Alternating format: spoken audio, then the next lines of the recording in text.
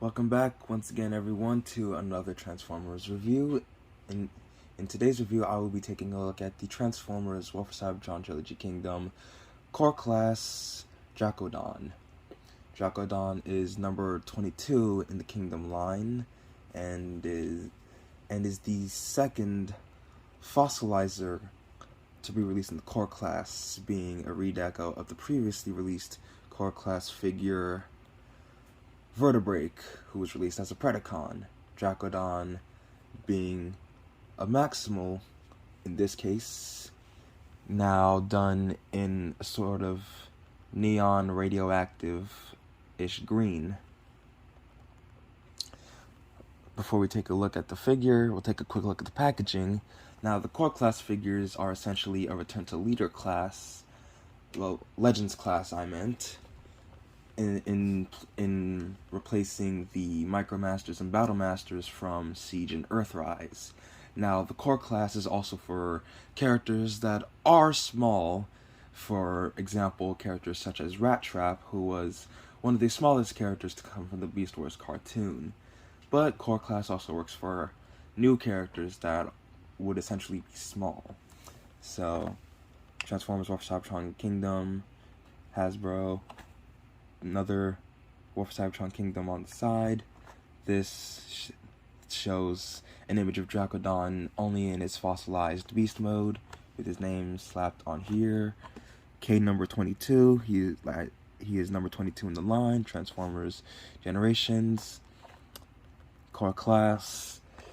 Here we have renders of his robot and beast modes. His beast mode, as hinted by his name, is that of a fossilized Dracorex.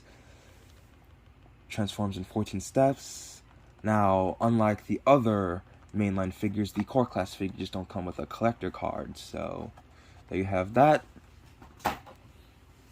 Taking a look at Dracodon, as you see here, he is a neon radioactive green redeco of the Core Class fossilizer Vertebrake, and released as a Maximal. So, now I never got Vertebrake the first time around, despite the fact that I always saw that figure, so missed opportunity to get it, but I now have the mold. So taking a look at the details, nice gold for the top of the head and the crest, nice black for the inside of the fossil as to where the eyes would be. Nice detail for the claws, especially for the toe claws, which are cast in gold paint. See, now it's hard to tell what is paint and what is plastic. The gold highlights definitely look like paint, while the rest looks like plastic.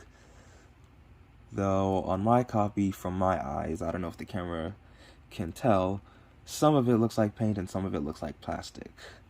But it's, whatever. Some nice spinal detailing going on for the back and on the tail. Articulation, the head can move up. The mouth can open all the way like so.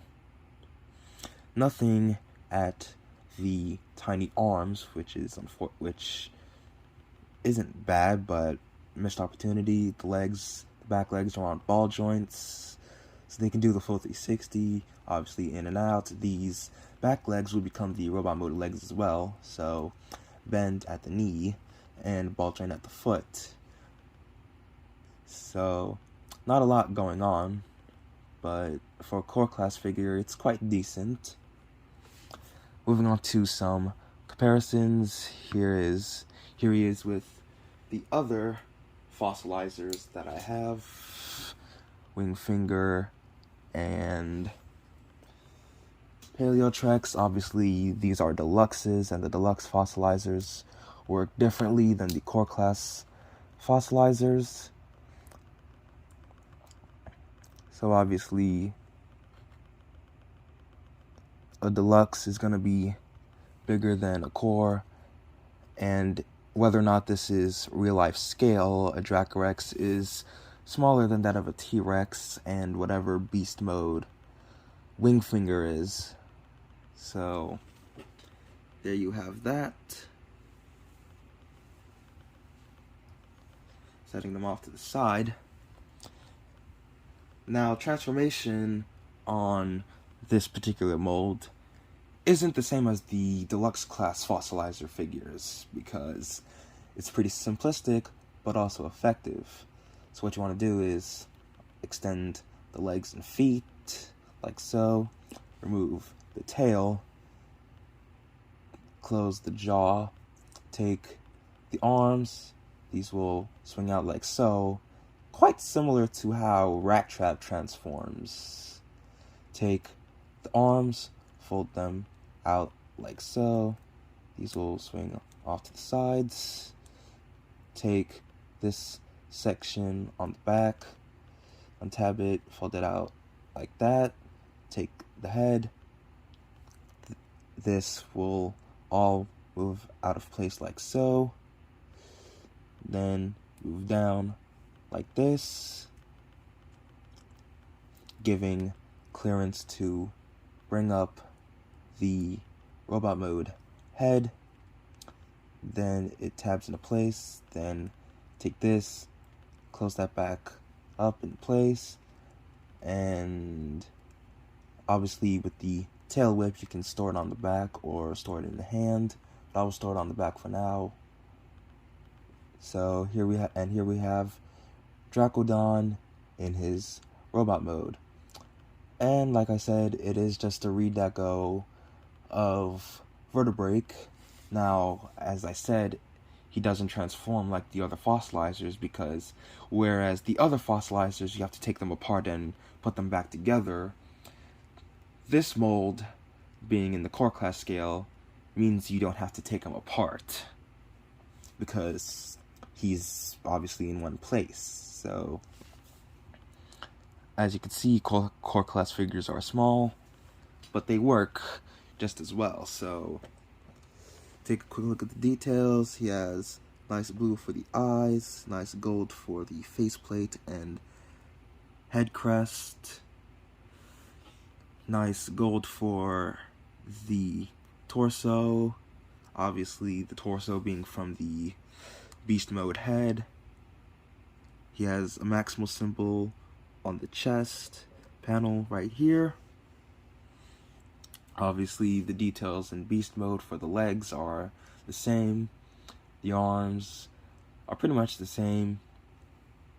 So not a lot to talk about here. Now with his tail, it has a 3mm post and a 5mm post on the base. So his hand is mostly compatible with 5mm posts, which I will show off for a comparison. Size comparisons again. Here he is with Paleotrex and Wingfinger, the only other fossilizers I have, the only one I would be missing right now in terms of the main fossilizers would be Ractonite and Vertebrake, though if I already had Vertebrake, I probably wouldn't have gotten Dracodon.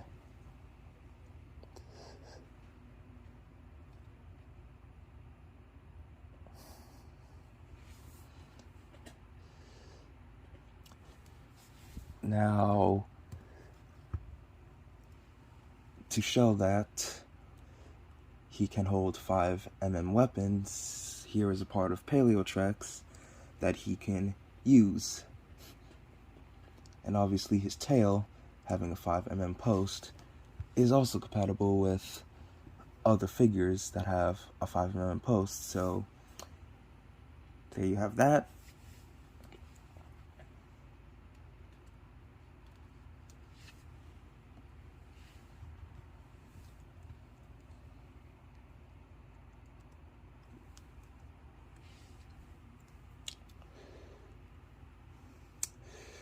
Final thoughts. Do I recommend this figure? If you like Vertebrake, or you never got that version of this mold the first time around, then Dracodon is a good substitute to have this mold. If you don't care for this particular mold or the core class in general, then he's pretty much an easy miss, hence why he's now shelf warming in most stores. But if you want something small to have on your shelf, and if you get multiples of him, he's a pretty good troop army builder. So yeah, overall, he's pretty solid, he's pretty decent, despite the fact that, unlike the others, you don't have to take him apart, which is pretty good. Articulation-wise, head is on a ball joint. I forgot to go through articulation. Head is on a ball joint. You can look left and right. The tab that holds the head doesn't stay in securely, but it still works. Arms are on ball joints. It can do the full 360 despite the back kibble. Ball joints and the elbows can do the full 360. Ah, shit. Nothing at the waist, nothing at the hands, but legs can kick all the way far, back that far, can do the full splits. Nothing at the thigh, bend at the knee, pivot forward and back, and slight tilt on ball joint foot. So he's also decently articulated. So like I said, I could only recommend him if you never got vertebrae or you want to try out this mold. If you don't care for this mold because the fossilizers aren't something you care for, then he's a pretty easy miss. So yeah, there you have that. There you have it, guys. There is my look on the Transformers War for Cybertron Kingdom Core Class Dracodon. And with all that being said, make sure to like, comment, share, and subscribe. And I will see you all in the next one.